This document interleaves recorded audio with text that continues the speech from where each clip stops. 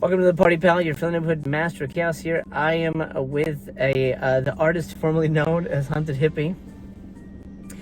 We just got out of the theater watching Lee Whannell's Wolfman, the latest Blumhouse joint, and we have some things to say. I actually have never done an out of the theater reaction review, whatever, for this channel. I've done it for OGP and for Wet Movie and things like that, but we might start doing more of these this year. So just instead of just live streams. So I think they'll be fun, especially if you'll join me, and maybe we'll bring some other people along. Hail to the king, baby. Hello, motherfucker. Lee Whannell's Wolfman. It was, I think, thought by some to be the beginning of maybe a universal world. You know, he did Invisible Man. He's doing this. They're looking at doing Creature. Okay, I shouldn't have laughed because I liked Invisible Man, which you did. I did not. I had issues with it. What's the rating though? You know, like out of 5. That's a good gauge for me. For Invisible Man? Yeah. A 2. That's no good at all. No. That's no good at all. Mainly because it felt this movie has the same problem. It felt too much like a movie. Does that make sense?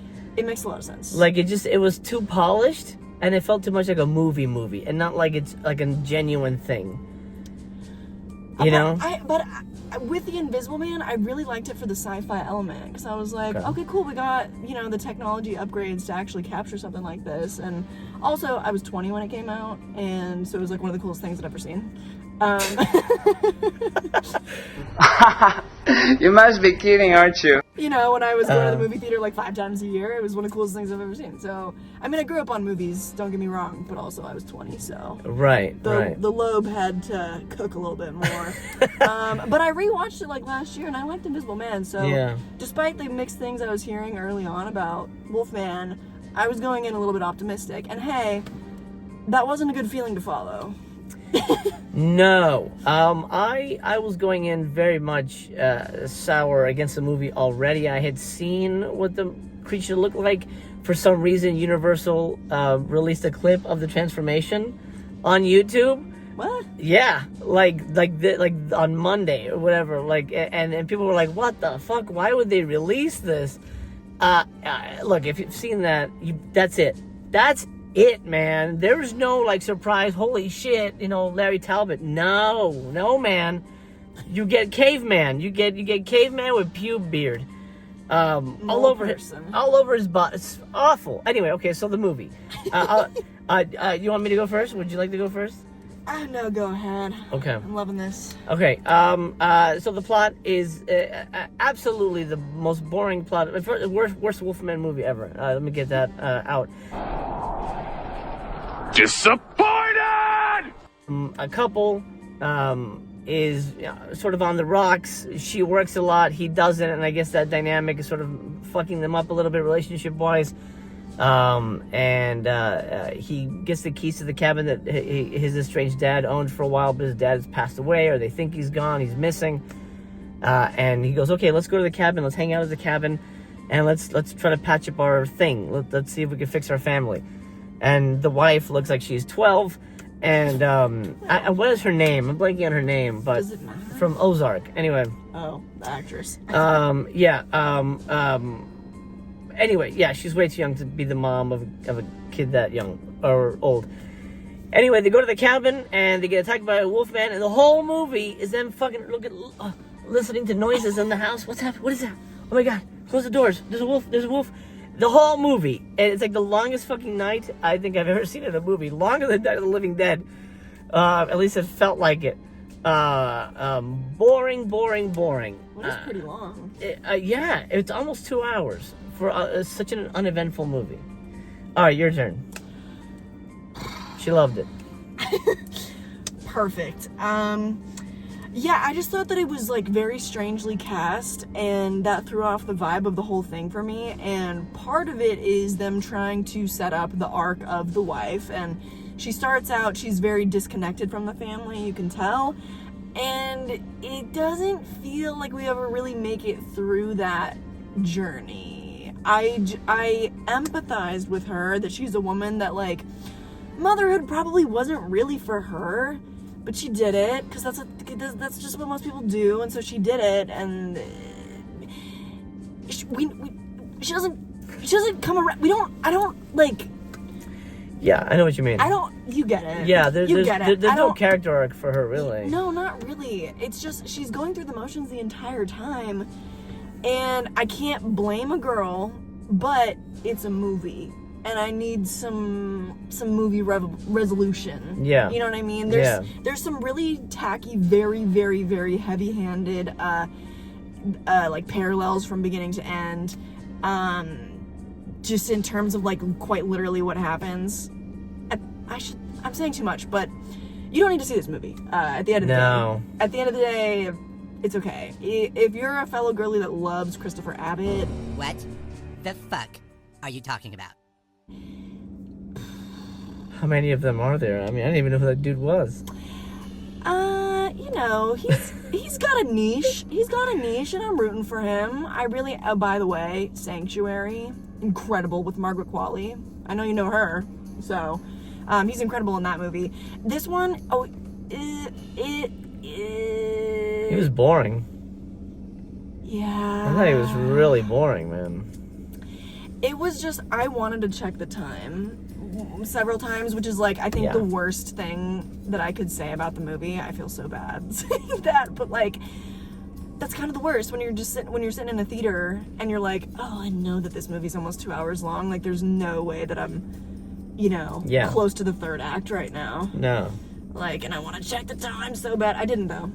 Resisted. You didn't. And you stayed awake because you were worried you'd fall asleep. So. I'm awake. By the way, takes me to a 9:50 showtime because of a stream. Yeah, well, you know the YouTube life. But anyway, we made it, and I think for the most part we didn't enjoy ourselves. I mean, it's... to be honest, I did, because about halfway through, we kind of gave up on being good theater goers. There was nobody in our screening, so, like, we were kind of talking and making jokes, and, like, I kind of was enjoying myself. But man, so much. You sort of touched on the sort of the setup kind of thing. There's a look. You don't want to waste an audience's time. You want to get to the meat. We're here for the fucking wolf man. We're not here for fucking interpersonal relationships. Oh, I really hope they stay together. I don't know these fucking people. I want to see some shit go down. Shit doesn't go down until at least an hour into the movie. Bitch, are you for real? There's kind of a thing, but it's like, it's kind of in the shadows, and it's kind of hinted at, and they don't really show anything.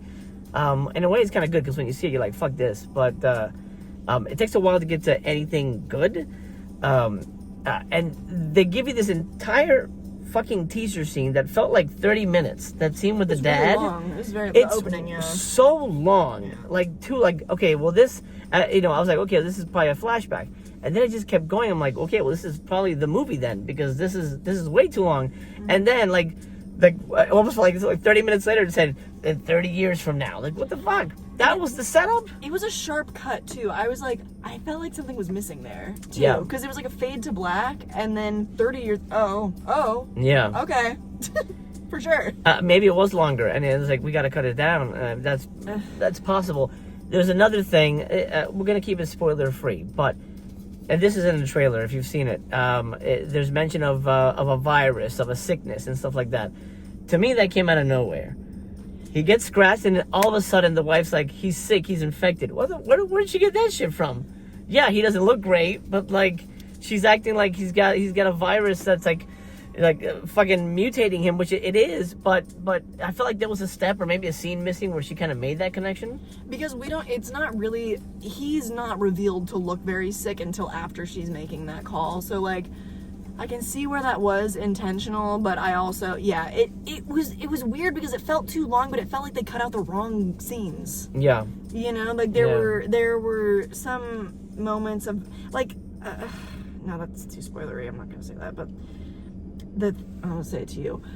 The thing with the reading his mind, and I was like, okay, I know that's gonna keep coming back around, and I just was like, it ultimately really kind of led nowhere. No, Yeah. So maybe you can leave that. Maybe that wasn't too spoilery, but Yeah. No, that's fine. And there was something I caught in the beginning. There's a mention of mushrooms. Oh, these are deadly mushrooms. Don't fuck with these mushrooms.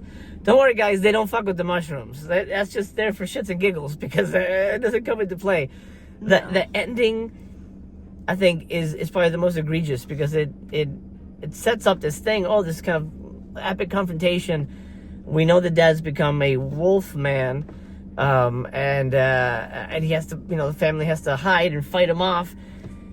Without getting into details, it is absolutely the most disappointing third act I think of any, maybe of any Blumhouse movie ever. Any Blumhouse movie ever. They've made a lot of movies by now. They have.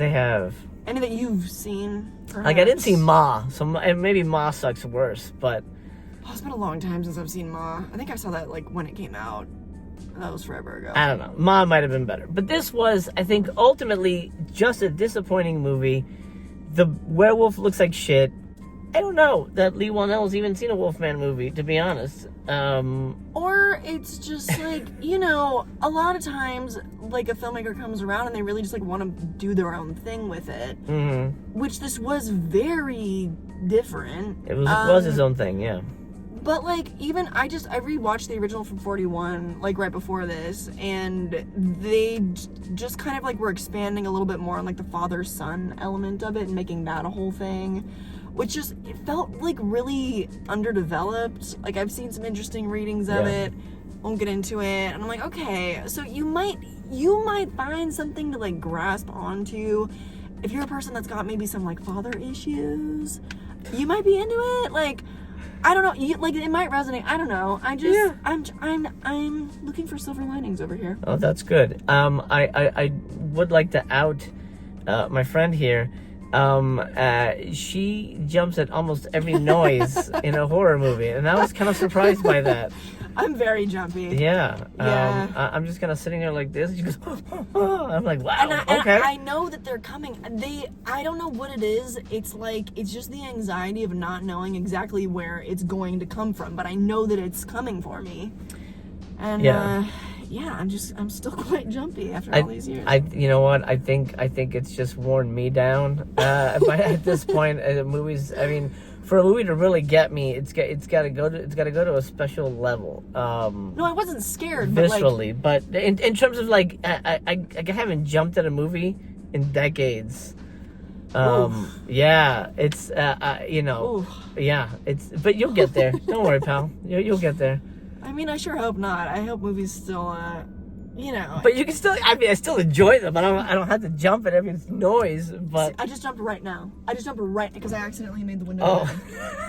You'll see that in the playback and editing. Yeah. 1. I'm going to give it a 1. Because there were some lines in there that really hit.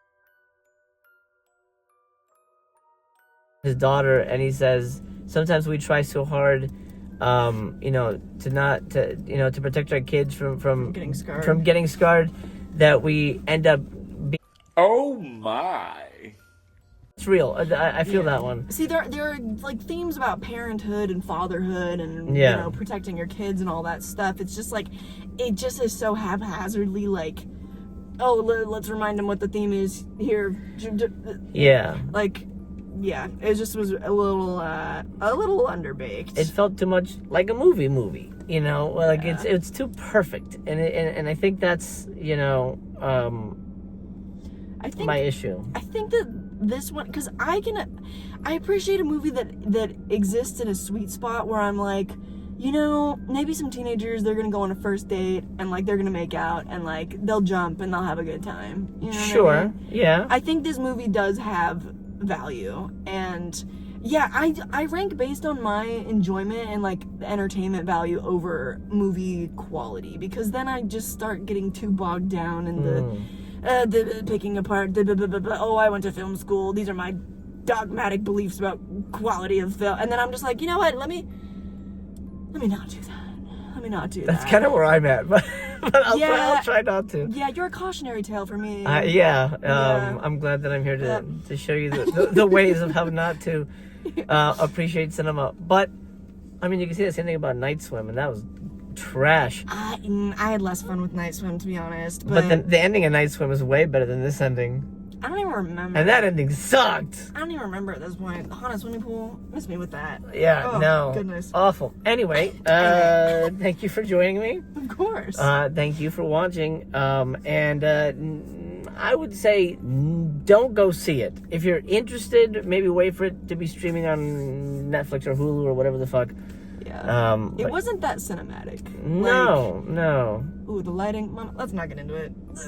Yeah, no.